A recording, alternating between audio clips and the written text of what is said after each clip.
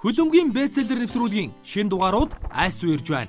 Энэ удаа бид танд энэ гаригийн хамгийн шилдэг тоглогчийн нэг Cristiano Ronaldo dos Santos Aveiro-гийн төгс болох хүсэл номыг онцлог болно. Анган хэнцэр Роналдогийн амьдрал хөшигний цаадах ирээн бараан зэргийг та манай нэвтрүүлгээс хүлээн авч үзээрэй.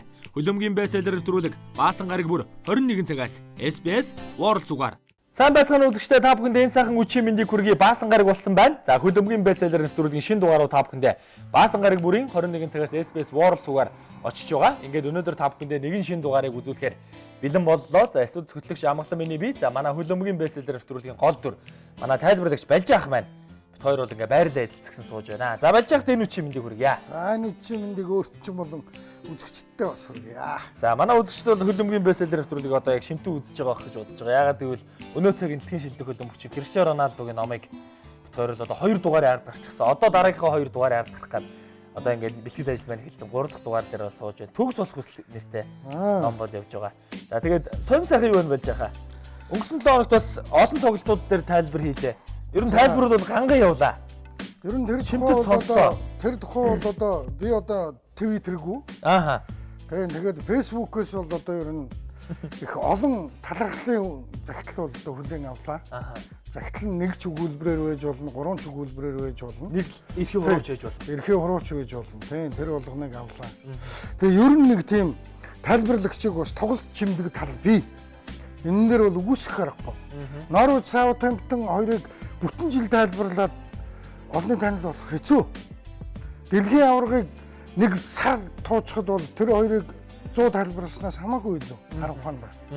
Энэ дээр зүгээр нэг сони юм ярихад Оросын зөв төлөв төвсөн алдар тайлбарлагч Николай Озеров гэж одоо манайхан ер нь надаас дээш үеийнхэн бол дуу хоолойг сонссон баг.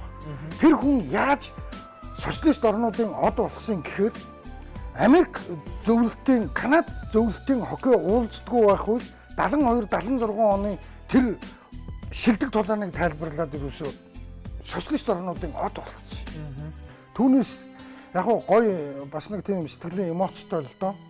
Түүнээс биш яг тэр хөлбөмбөгийн дотор орж хөлбөмбөгийн нөгөө нэг тийм нарийн задаргаа, судалгаа, шинжилгээ хийх тал дээр бол асуудалтай гэж бол шүүмжлэгч нар нь бол тэгдэм байл. Игзэг нь их гоё таарсан. Тийм, игзэг нь их гоё таарсан. Яг тэр нөгөө хөрөнгөтний социалист нийгэм хоёрын тулаан болсон. Тэрнтэй адилхан Арса Барсагийн тулаан, PSG Челсигийн тулаан намайг бол одоо чимчг шиг боллоо. Тэг гоё боллоо. Тэгээд аврагын лигт Юнайтедийг бас дараагийнчд үлдээчлээ та. Европа лиг дээр Европа лиг нэрээ бас тэгсэн шүү дээ. Тийм ээ. Тэгээд эдгээр их гоё юуг тайлбарлалчлаа. Их гоё ч боллоо. Тэгээд ер нь энэ 7 хоног өнгөрсөн 7 хоног сайхан байлаа. Сэтгэл санааны хувьд. Тэгээд ер нь бас тэгээд өөрөө сайхан байна гэдэг чинь бас өрөөлийг бас нэг айтайхан байлгах үүднээс. Энэ номыг хайртай тоглогчийн намтар номыг бэлгэлэхээс илүү эрхэм бэлэг гэж хаана байх вэ? Амгаланда сайн сайхан бүхнийг хүсэн өрөөж дурсгав 2006 оны 3 сарын 4-ний өдрөө гэж. Гарын үсгээ зураад амгаланда би бол одоо яг энэ номыг бол одоо энэхүү мөчд одоо ингээд чи одоо сайн судалж уншаад тайлбар дундуур одоо тэгээд яриад өөрөө ингээд одоо өстой бэлгийн дээд одоо ном гэж улсууд ярьдсан байлаа одоо тэгээд за баярлалаа. Тэгээд хүүхдүүд нөө дуртай чихрийн өгчөөд наашаа харж гэдэг шиг өнгөрсөн 2 дугаар дээр болж байгаас баг зэрэг зэмлэл хүрсэн. Номоо бариас бас үзэгчд маань бас анзаарсан бах. Би ч одоо ингээд номондоо орц өөр болж байгаагаа яриаг ерөөсө хүлж амж явахгүй байсан тал бол байгаа. Тэгээд болж байгаагаа хаяа нөгөө өгсөн өөрийнх нь миний л амьдрал ном. За мөн одоо Wembley тоглолт үзсэн аврагын лигийн финалийн тэр одоо сэтгүүл гэхүү те. Тэр гайхалтай зүйлүүдийг бол уншиж их гоё мэдээлэлээ одоо мэдээлэлд их дээшлүүлдэг. Тэгээ болж байгаах баярлалаа. За өнөөдөр хоёулаа төгс болох хүсэл ард бас ойлгомжтой зураг бол тавьчихсан байгаа. Хоёулаа 2 дугаар дугаарыг төгсгөлд ч гэсэн хэлсэн. Ferguson болон Mourinho гэсэн дугаараар өнөөдөр явахаар байгаа тийм ээ. Тэгэхээр та өнөөдөр юу уншиж, юу тунгааж хурж ирв? Ерөн сони хачин юу байна байж байгаа. Ерөөсөө энэ номон дээр бол ерөөсөө яг задлаад унших юм бол сонио хачин бол маш их байна. Тийм учраас монгол хэлний хэвлэгдсэн дэлгүүрүүдэд зарагдж байгаа учраас манай үзэгчид энийг бол өөрөөсөө худалдаж аваад задлаж унших байх гэж бодож байна. Би бол зүгээр ерөнхийдөө ингээ эргүүлээд нэг гүйлгэж хараад заа нэг иймэрхүү юм байгаа юм байна да гэдгийг эхэлж харчаад та болж байхаа ер нь хурдан уншдаг уу? Үгүй. Ерөөсө 17 гарчгийг би 17-гийн дэд үлгийг уншина гэж байхгүй шин. Яг үн. Тэгэхээр ерөөсө гарчгийн нэрийг хараад цохол тагтах энийг уншина гэвэл ерөөс тэгэл энэ бусад бестселлерүүд ч гэсэн яг адилхан. Өнөөдрийн энэ хоёрын тухай хоорондын хамтын ажиллагааны талаар Карлос Кейрус гэж туслахаасаа баруун гараасаа бол Португалд нэгэн од хүү мэдлж байгааг бол Фергюсон мэдсэн. Тэгэнгүүтээ ерөөсөө энэ хүүгийн араас явж очиод өөрийн болгож авсан. За нэг л онцлог баг. За. Ерөөсөө Криштиано Роналдо, Фергюсон хоёр ерөөсөө хизээч муудаж байгаагүй. Олны өмнө. Зүгээр хоёулахнаа нэг жаахан ширүүн үг сольдог байсан байж магадгүй. Тэр нэрөөсөө олны нүдэнд ил гараагүй. Тэгээд бас нэг ийм асуудал үүсэж байгаа. Фергюсон бага орхиод явсан улсуудад их дургүй байдаг юм л дээ. Криштиано Роналдог явахт нь бол ерөөсөө дургүй байгаагүй. Явахт нь хүртэл Макталын үгөө станараа богц дүүрэн Макталын үгээр богцын дүүргэж өгөөд тэгээ ганцгалуулаад тэгээ явуулсан. Ерөөсөө Ферги бол. Фергид Криштиано Роналдо нэг л удаа ууралж ирсэн. За. Тэр нэг ууралж ирсэн анх 2003 онд дуулан шуугантай авчрангуудаа сэлгээнд суулгаад байхад нэг хідэн тоглолт сэлгээнд суулгацсан юм уу яасан. Тэгэнгүүт их сэтгэл дундуур их уурлангуй Уйлж гал. Гэртээ очиж ээжтэй уурлаа.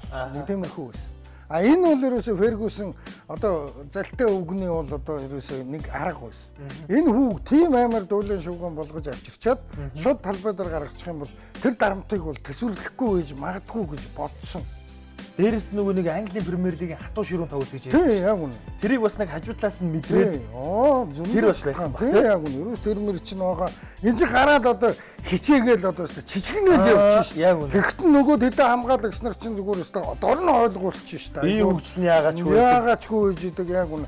Тэр өдгөө бүр Павлюченко 2008 онд хөгшөрсөн оноо Тоттенхэмд очиод 3 сар фитнестэй салаагүй гэж байгаа юм чи. Би хөгжил яагаачгүй тэн дээрээс алуулчих гэж тэрийг өөрөө хэлсэн. Тэр уг нь харахад том орсон шүү. Тийм том. Яг Европ аваргад Галландад хийгээд Шведэд хийгээд эн чинь 3 гол оруулчаад шүвгийн дөрөвт үлдчихээ тэгээд Тоттенхэм рүү яваад очсон чи тэнд тест алуулах гэж ирсэн гэж байгаа юм чи. Тэгээд манай хүн ерөөсө тэнд л нэг сэтгэл дундуур байсан. Дэлхийн авраг шалгаруулах тэмцээн дээр ойн өрөөнийтэй муудалцчаад байж хат нь манай хүн Сэр Алекс Фергюсон өөрөө явж очиж дагуулж авчирч чамайг өстө бүтэн хамгаалалтанд байлгана хинээрч чамайг дайруулахгүй нэ тэр гэж өрөөнийтэй өмнөх дугаар дээр ярьсан өрөөнийтэй нэг өрөөнд ингэж хийлгэж барьж айтайхан байж байгаа. Тэгээд энэ хоёрыг эвлэрүүлж ийсэн. Өөр одоо тэр нэг хүчингийн хэрэгт орооцолчлоо гэхэд Ферги бол ерөөсөө муудалцаагүй. Тэгэхэд өрөөнийтэй бол муудалцсан байгаа шүү дээ. Өрөөний ч нөгөө гэргийгээ төвчөөд байж хат нэг хүүхэнтэй орооцолдонгууд өрөөний яана боос залгана гэдэг хахад энэ албаар залгахгүй бүр ингээд тэ дарамтлаа. Тэгээ дараа нь чи ер нь тоглолтондоо анхаар чи тэр хүүхэн бараг тэр гормоныхаа асуудлыг ер нь бараг шийдчих чадахгүй байна уу? Энэ стресснээс гарч чадахгүй байна уу гэж дахид дарамтлаад нэг үү. Тэгэхэд мань үнийг бол ерөөсөө төгөөгүй. Тэгээд Криштиано Роналдо 2008 онд Европын оны шилдэг хөлбөмбөгчин болцоод байж байхдаа Реал Мадрид руу явъя гэж хэлсэн. Би явмаар байна. Тэгэхэд хэрэггүй миний хүү чамд дахиад өшөө ийм сайхан юм байна гэж ингэж үлдээгээд 2009 оны финал үсттэй. Барса тожигддог тийм ээ. Дахиад финалд авид ирж байгаа шүү дээ. Тийм яг үнэ одоо л өстө үздэг газар мазар чи тэгж болохгүй. Эвтэйхэн аргалж ярьж иж бол Ферги бол төгсөн. Тэгээ одоо нөгөө юугаа харахгүй бол одоо бас тэгээд эн чинь бол одоо ерөөсөө нэг тийм л юм байгаа юм л доо. Тэгээд Сэр бол ерөөсөө олон хүнийг явуулж исэн. Тэ. Полинсиг Интер рүү явуулж исэн. 95 онд Марк Хьюз өнөөдрийн дасгалжуулагч тэр нөхрийг Челси рүү явуулж исэн. 97 онд Кантана зодог тайлж исэн. 2003 онд Бекхэм Реал Мадрид руу явж исэн. Энэ бүхний ард юусоо барьц алдаагүй хүн бол Сэр Алекс Фергюсон. Дараагийнх нь хүнийг бол дор нь олдог. Харин Криштиано Роналдог явхад за Криштиано Роналдогоор бол одоо үнэхээр дутна. Голоор нь ч дутна. Манай хэн хоёр бол одоо хоёр товтлогч өрөөний Майкл Оуэн хоёр бол одоо яг хэвдээ нэг 20-20-ыг бол хийн л дээ. Яг Бербатов ирлээ тус болно л доо. Гэхдээ л дутна гэдэг ингээд. Гэхдээ л Роналдо шиг үлрэлд 30 гол оруулахгүй шүү дээ. Оруулахгүй.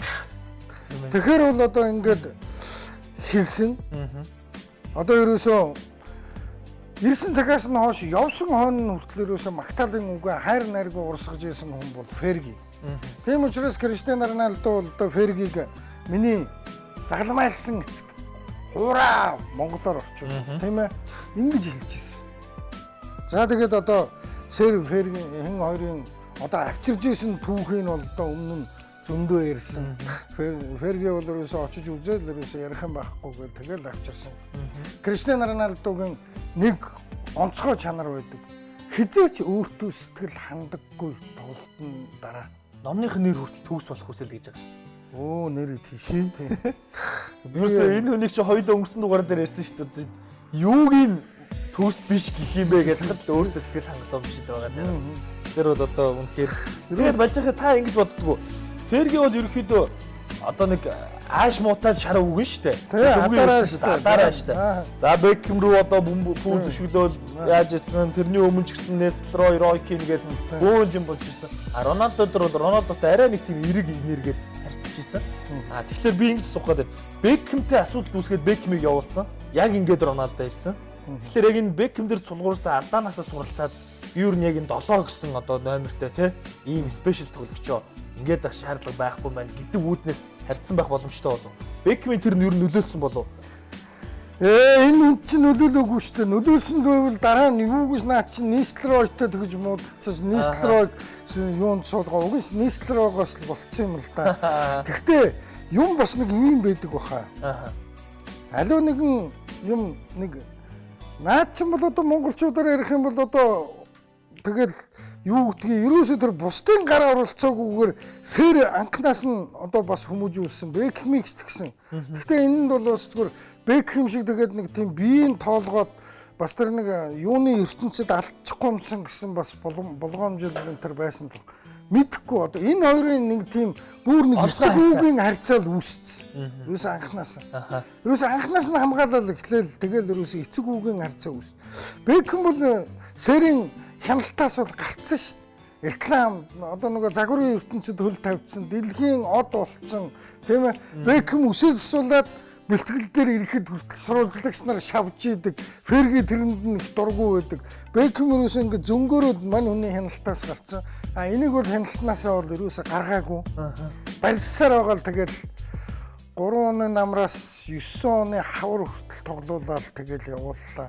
Тэгээд Фергиг баярлуулсан ганц юм нь 40 жил Манчестер Юнайтедийн Баллон д'Орыг оны шилдгийг авч чадаагүй байсан. Криштиано Роналдо оны шилдгийг Манчестерт авч өгч Фергиг баярлуулсан. За энэ дээрээс үүдээд халтраад ярихад бол 40 жилийн өмнө юу болсон юм бэ гэхээр 1968 онд Жорж Бест авсан. 66 онд Бобби Чарлтон авсан. 64 онд Денис Лоу авсан. Энэ гурвын хөшөө байдаг. Өнөөдрийн Неймар, Суарес, Месси гурав энэ гурвын дэргэд юу ч ингэ бодохгүй юу чи дэлхийн алдарт гурвал яана бурхан багш минь гуруулаа ингэ авцсан. Гуруулаа ерөөсө 2 жилийн зайтай тас гээл явцсан ерөөсө нөгөө нэг сумагийн нөгөө мөнгийг нэг ингээл бадж байгаа та ажиллах ерөөсө тэр чинь зүгээр нэг жил өнжил бацаа явцсан 3 биш тийм чинь. Тэгэхээр өнөөдөр Барсагийн гурвыг бас нэг дэлхийн спортын дөнгөж гарч ирж байгаа юм шиг ойлгож бол болохгүй байхгүй. Тэртээ тэр 20 дугаар зуунд тийм энэ тэр гурав чинь тэгсэн энэ гурван агуу хүнээс өөр тэгж алтан бөмбөг ерөөсө ирээгүй байсан. Нөгөө цаана Макломо энэ тэр бас ганц нэг аваад байдаг.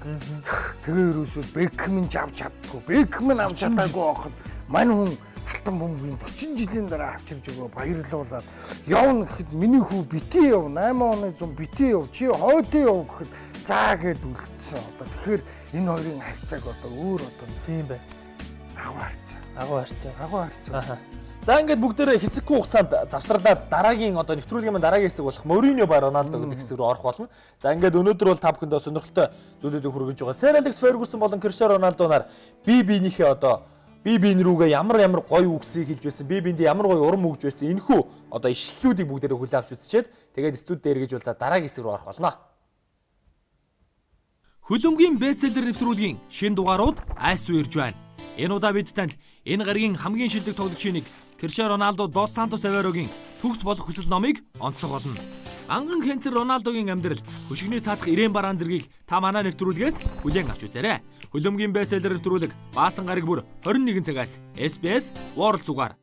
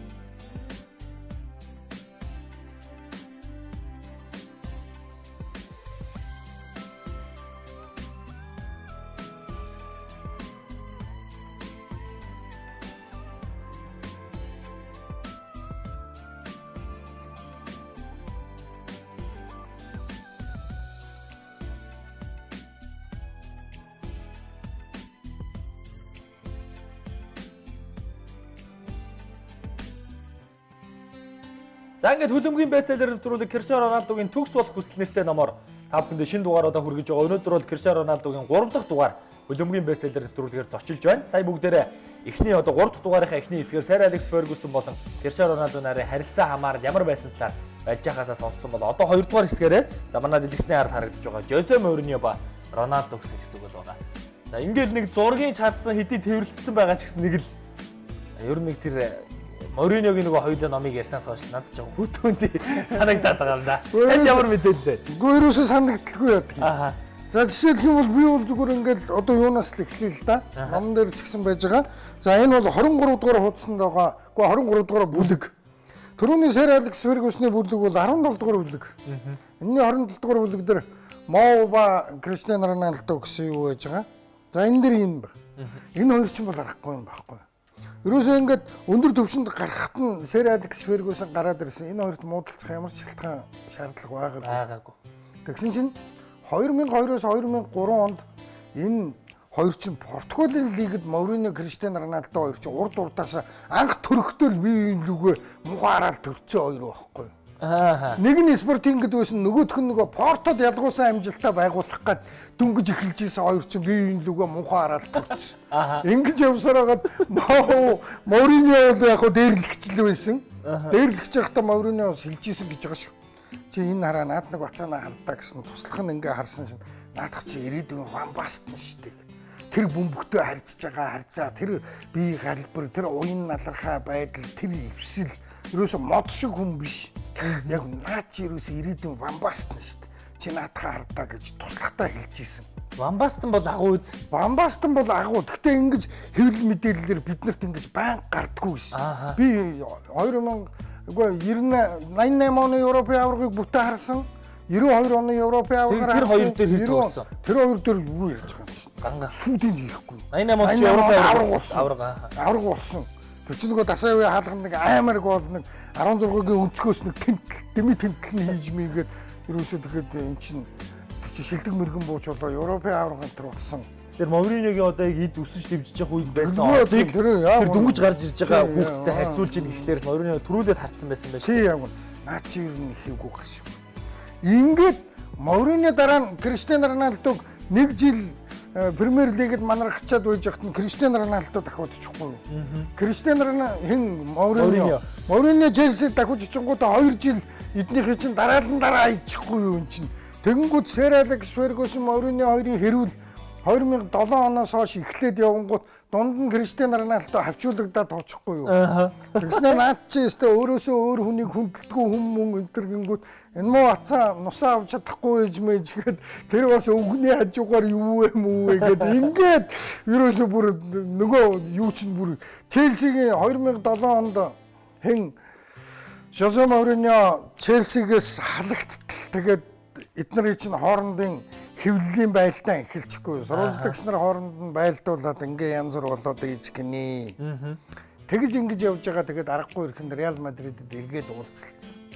Энэ хоёр чинь тэгтээ бол ерөөсөө бас Португалдаа бас Португалынхаа сэтгүүл сонины бас оны шилдэг мэлдгээр тодорхой яваад байгаа ш. Тэдгээр жилүүдэд шилдэг эрэхтэй тамирчин гингүүд Криштиано Роналдо Тэгээд шилдэг ихтэй багийн тасгалжуулагч гингүүч Жозе Морино онтер гэдэг ингээд шалгараал хөөрх юм яваал байгаа байхгүй энэ хоёр чинь. За ингээд Англид үе болдод дууссан. Испанд ирсэн. Испанд ирээд Реал Мадридэд уулзалтсан.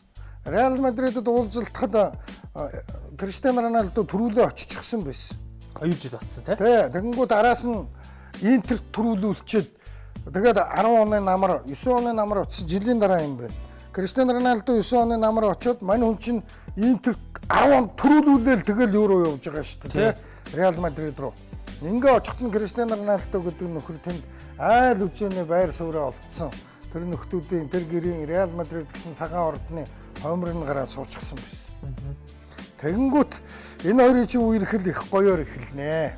За. Айтайхан би нэг магтаад л ерөөсөө хамгийн сайхан хамгийн агуу хоёр учрлаа гэж ингээл явж ирсэн. Энэний нэг жишээ нь бол одоо 11 оны 2 сард Асасуна багтаа тоглоод Реал Мадрид Пандианы гэдэг нэг нөхөртэй Криштиано Роналдо муудалцаад. За. Дараа нь сурвалжлагч нарт энэ Криштиано Роналдо өстой ёо хагас галзуу нөхөр байна маань энэ төр гэдэг. Ингээд тэнгуут Морино тэр хэрүүл дундуур үсэрж орж ирээд. За. Криштиано Роналдод үнэнчээ харуулад Пандианы одоо Криштиано Роналдод мөнгө өгөх хэрэгтэй шин. Тоглолтоороо одуулж чадахгүй юм чинь сайхан Криштиантай муудалцаж өрж од боллоо штэ энэ төр гэдэг. Тэгсэн нөгөө Пандианы нь бас урдаас нь дугаа байлгүй би энэ багт 40 жил тоглож тэртээ тэргүй наадахтай чинь наадахгүй ингэсэн тэгсэн гэдэг. Ингээл айгүй гоё юм байж байхгүй юу? Амьдрал их сайхан байсан. Тэгсэн чинь Барсатай шүгэн дөрөвт таарчтай юм бэ. Аврагуудын лигт. Тэгсэн чинь Жозе Морино хамгаална гэж гинэ. Тэгсэн чинь Криштиано Роналдо дуртай дургүй хамгаалж гин. Хоёр тэгээр хожигдож гин. Тэгсэн сурвалжлагч нар Криштиано Роналдог ам түргэнтийг нь мэдх юм чи дахин ороод ирэхгүй байж. За хамгаалсан чи ямар байна? Чи стовтлох хүндээ энтергээд дунд нь нэг ясаа ядгсан чинь дарга хамгаал гэсэн. Тэгэхээр н хамгаалахаас өөрөө яадаг над тест огт таалагдсангүй энтергээд бүлтрээ тавьчих урдаас нь. Тэгсэн чи Жозе Морино чи тийм үү чи гэж ягаад дараа нь нэг юута Сарагоса багта 3-4 хоногийн дараа Испани аваргууд тулангууд мань үнийг сэлгээд суулгаж байна. Ерөөсөө ингэж сэлгээд суугаагүй байсан үе гэж штэ тэр нь. Леванте гэдэг нэг багийг нэг Испани цомд бут нэргээ хайцсан тэрний дараа нэг шагналаар нэг сэлгээнд сууж исэн гинэ нэг л өнжиж исэн гин яг тэр үед. Тэгэнгүүт Криштиано Роналдог сэлгээнд суулгаад ингээ тэр хоёр бас нэг жоохон эвгүүтээд эхлэл маягтай юм болоод. Тэгсэн чинь Морино бие өмөрөөд. За. Хамгаал. Баг хамгаалах тактик хэрэгжилж байгаа нь чиний мөнгөх тэгвэл. Одоо тэгэд миний ойлгосноор болов шүү дээ. Чи олигтой давтлаад олигтой яваад Барсаг сүдийг хийждэг байсан бол баг би юу гэж хамгаалж идэх юм гэсэн үү. Тэгэд чи хамгаалах дургүй байгаа учраас багаараа хамгаалахаас өөрөө яадаг юм. Чи хамгаалалтанд оролцдоггүй үстэй мэдтэй гэдэг иймэрхүү юм болж. Нөгөө нэг хамгаал гэдэг чинь Мориногийн номон дээр энэ хоёрын муудалцсан тухай байдаг шүү дээ. Хэдийгээр хоцсон ч гэсэн чи яагаад 2 дугаар үе дээр ерөөсө буцахгүй байсан бэ гингүүд Криштиано Роналдо ууралж босч ирээд те. Чиний нэр хүнд унтсан байхад би өмнө нь тоглолтын дээр гол оруулчаад Руй Фария гуйсан учраас чамайг ирж тэрвэрж авлаа. Чиний нэр хүнд унтсан байхад би сэтгүүлч нараар дамжуулж би камерын өмнө гарч худлаач яг нь худлаа та нар бити ингэж Мориноороо шүгэлдээ босс ямар ч буруу байхгүй бид нар буруутай нэ тэр энтергээд ингэсэн энтергээд нэг ийм муудалцсан тухай байдаг. Ингэж муудалцаад. Тэгээ энэ хоёр ингээд муудалцаа явчихжээ. Тэгсэн тэгээд Морино бол ерөөсөө л хэлсэн байна. Чи хамгаалдаггүй учраас багаараа хамгаалахаас өөр арга байхгүй. Хамгаалах тактик барина. Гэт энэ дээрээс болж ерөөсөө анхны муудалцаан болсон гэд ингэж байгаа юм. За одоо Криштиано Роналдо дээр сурвалжлагч нар ирээд асууж байсан түүхүүдээс бол номонд нь орсон байна. Ямар түүхүү гэхээр Ферги илүү юу, Моу илүү юу гэж. Тэгт нь урдаас нь Криштиано Роналдо ингэж хэлсэн байгаа юм. Энэ хоёр бол хоёр өөр хүн. Нэгдүгээр. Хоёрдугаар Феррари илүү юу, Порш илүү юу гэх юм бол зарим хүмүүс Феррариг сонгоно, зарим хүмүүс Поршийг сонгоно. За миний хувьд бол энэ хоёр хүн бол хоёулаа агуу олсоо да. Энэ хоёрыг харьцуулахад бол яг тэр нь илүү гэхэд айгүй хэцүү тийм. За Мourinho бол миний хамгийн сайн найз, хамгийн сайн дасгалжуулагч, хамгийн хүндэлдэг хүний нэг гэж хэлсэн байна. Тэгээ Фергигийн тухай чимээгүй байхаар нь би урагш нэргүүлээд Фергигийн талаар бас юу ярьж иж үгээд өмнөх хуудаснуудыг сөглөөлдөө. Тэрэн дээр бол ерөөсөө Ферги бол миний хураац тийм ээ. Энэ ганц өгүүлбэрэл бүх юмнээ тодорхойлно. Нэг нь хамгийн хүндэлдэг хүн юм байна, сайн найз юм байна, дасгалжуулагч юм байна. Нөгөөх нь бол ерөөсөө товчхондоо энэ амьдрал төлөө олоход өөрийнх нь ур чадвар өсөн дивжихэд багийнх нь ерөөсөө бэлтгэлд хоёр дасгалжуулагч хоёулаа хэлсэн байна. Багийнх нь бэлтгэл дуусаад дүүшинд орж явахд шүршүүрт орж явахд Криштиано Роналдо хаалтаа цохилтоо давтчихдаг 11 метрийн цохилтоо давтчихдаг хизээч өөртөө тийм сэтгэл хангалуун байдаггүй. Би л одоо зөвхөн вил жишээлбэл 3 гол оруулчихвал вил бэлтгэл гаргачихгүй маргаас. Бэлэн. Наад чи тэгэх тусмаа юу яадаг одоо ийм л хоёр дасгалжуулагчийн талаар бол одоо номон дээр бол одоо яг л алдаа матаггүйгээр ингэж л байна. Гэхдээ бол мэдээж манай үзэгч бол мэдээж одоо авах гэхээ ухаанаар бол хандж байгаа гэдэгт итгэлтэй байна. Тэгээд ямар ч байсан л Фергюсон ч байсан, Мourinho ч байсан л Роналдог илүү төвшнүүдэд дандаа аваачиж ирсэн. Ялангуяа Mourinho бол Real Madrid Роналдог үнэхээр сайн ашиглаж ирсэн гэдэг нь тодорхой. Тэгээд нэвтрүүлгийнхаа төгсгөл болж байхаас асуухад одоо 16 оны Европын аварга, дараа нь Оросд 18 оны дэлхийн аварга болно. 18 онд ер нь Роналдо үзэл явчихад нэг их холдоод авахгүй зү дэлхийн аваргаар. Би дөнгөж өчтөр Роналдогийн Португал, Мессигийн Аргентин хоёр финалд үлдвэл Эддэ мөн гоёдоо 18 онд шүү дээ. Нэг бол шөвгийн 8 дээр тулах. Энэ хоёр чинь Роналдо тоглоход асуудалгүй юу? Асуудалгүй. Энэ хоёр 18 оны дэлхийн аварга дээр хоёулаа хөксөрсөн.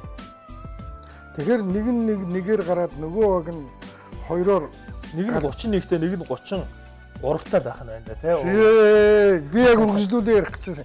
1986 оны дэлхийн аваргын өмнө Бразилийн Шишаогийн дасгалжуулагч Теле Сантана гэдэг хүнд 40 хэдэн настай Пеле намайг Шишаогдаа аваа. Тэр үед 22 хүнийг авч явдаг гэсэн. 22 доо намайг аваа. Би нэг тайм тоглоход бол тасаа гэж хэлж байна. 70 он зодог тайлаад Америк явсан. Тэгчээ 72 3 он хүртэл тоглосон. 86 онд 12 3 жилийн дараа би зүгээр 40 гарсан ч гэсэн би наа байгаа хэдээс чинь бол нэрэ тас шүү нэрэ нэг үйл намайг тоглов. Тэгэхэд урдаас нь бид дэлхийн алтан лагныг авах болно уучлаарай Пеле баярлалаа санаа тавьсан гэгээд энэ бол зүгээр яг ийм яриа болоогүй ч гэсэн хэвлэлээр дамжуулж Пеле шгшээд тоглох гээд нэг нь та юу гэх энэ гэж сурвалжлагч гүйж очоо үз. Тэгэхэд нь за яг Пелег санаа тавьсанд их баярлж байна. Хэрвээ үнэндээ тэгсэн бол энэ төр ийм яриа хүртэл гарч 30 хэдтэй ийм том одууд асуудалгүй. Зидан 35 Криштиано Роналдо зүгээр үзүүрт угсгээ зүхтаадгүй маа гэхэд талбайн төвд найруулагчаар тавьчихсан. Нэг жигүүрт байж хахад бол зүгээр дандаа аюултай хортой юмнуудыг тийм усан буурын толгоноос амь датаан гэж үгүй байдیں۔ Криштиано Роналдо жигүүрт байхад хоёр хамгаалагчийг өөр дээрээ барьчаал байж. Худлаа ухсгаад сүрийг үзүүлээд тэгж жагаад гарааны хурд нь хайчих юм тийм биз. Ямар ч үсэн 45 минутын тоглолт даадаг дээрээ л байна. Нэрээ ямар ч би өөр ингэж бодсон. Нэг бол шүгийн 8 тулна, нэг бол пенальт тулчих үед тэгвэл ямар гоё вэ? Энэ хоёр хүн. Би энэ хоёрыг ингээд өнөөдөр уншиж байхад ингээд байнга зэрэгцүүлээд зүүрлүүлж бодоол байгаа юм л да тий. Одоо шигшээгийн шагналаар нь шийдэх гэхээр ингээд Месси дээр нь гарчдаг. Месси тэр твдээ мөнгө авсан. Криштиано Роналдо нэг мөнгөтэй твдээ. Хоёулангийн Испанд үзүүлэхээр ингээд Месси илүү гарчаад байдаг. Алтан бөмбөг авснаар нь илүү гаргаж. Энэ хоёрыг одоо яавал нэг бүр нэг шигшээгийнхнээгээ дагуулж гарч ирээл нэг хал зүзүүл гоё бахтаа л гэж. За нэрэл 18 оны дэлхийн аваргыг бас тис чадсан хүлээж ин. Тэгээ тэр үед Месси Роналдо гэсэн дүгэлийг нэг удаа харчвал нэрээ сайхан байна. Энэ үрж оюулаа тэрэндээ зорилго тавина. Ерөөс оюулаа зорилго байна. 18 оны дараа наад чаа угаа авш бай. За. За ингээд нэвтрүүлэг маань энд хүрээд өндөрлөж байна. Криштиано Роналдогийн төгс болох хүсэл нэртэй номоор хөлбөмбөгийн бестселлер 3 дахь дугаараа та бүхэндээ хүргэлээ. За дараа 7 хоног нэвтрүүлэг маань үргэлжлэнэ. За яг л нөгөө бидний хүсэн үлээдэг хөшигний цаана юу байдаг вэ гэдгийг дараагийн дугаараар бол илүү тодорхой ярьж өгнө. Ингээд хамт байсан бүх үзэгчдэд баярлалаа. Дараа 7 хоногийн баасан гарагт эргээд уулзъя. Баяртай үзэгчдээ.